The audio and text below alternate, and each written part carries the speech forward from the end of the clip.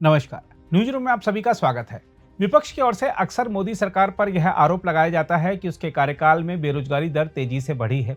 अभी 2 दिन पहले ही कांग्रेस ने आरोप लगाया था कि नरेंद्र मोदी के नेतृत्व वाली सरकार ने तुगलकी नोटबंदी, जल्दबाजी में लागू जीएसटी और चीन से बढ़ते आयात के कारण रोजगार सृजन करने वाले सूक्ष्म, लघु और मध्यम उद्यम यानी एमएसएमई को तबाह कर भारत में बेरोजगारी के संकट को बढ़ा दिया है।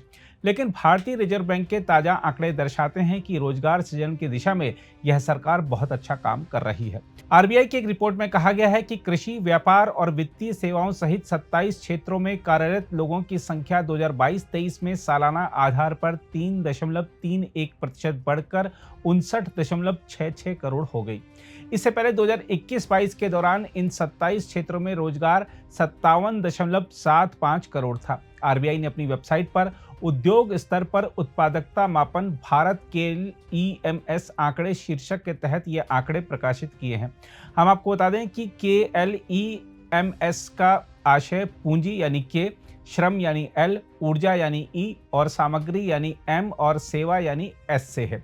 भारतीय रिजर्व बैंक के आंकड़ों में संपूर्ण भारतीय अर्थव्यवस्था के 27 उद्योगों को शामिल किया गया है। आरबीआई की रिपोर्ट के मुताबिक कृषि, शिकार, वानिकी और मछली क्षेत्र ने 25.3 करोड़ व्यक्तियों को रोजगार दिया था। यह आंकड़ा 2021-22 में 24.82 करोड़ था।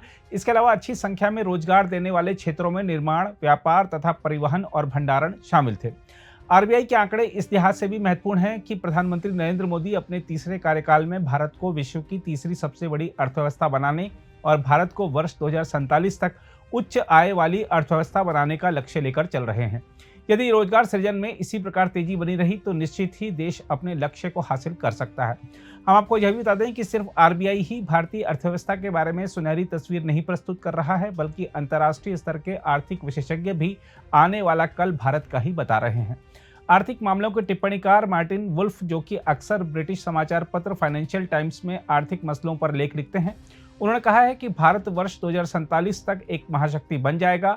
मार्टिन वुल्फ ने कर्ट्स इंटरनेशनल के सालाना व्याख्यान में कहा कि भारत अभी भी वैश्विक अवसरों का लाभ उठा सकता है और वह सभी पक्षों के साथ उपयोगी और उत्पादक आर्थिक संबंध बना सकता है। हम आपको बता दें कि फिलहाल दुनिया की 5वीं बड़ी अर्थव्यवस्था भारत की गिनती एक विकासशील राष्ट्र के रूप में होती है। एक विकसित देश की पहचान अपेक्षाकृत उच्च स्तर की आर्थिक वृद्धि, रहन सहन के एक सामान्य स्तर, उच्च प्रति व्यक्ति आय के साथ मानव शिक्षा, साक्षरता और स्वास्थ्य में अच्छे प्रदर्शन से होती है।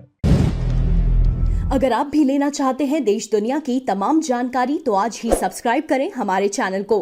साथ ही नीचे दिए बेल आइकन को जरूर दबाएं ताकि हर अपडेट आप तक पहुंच सके।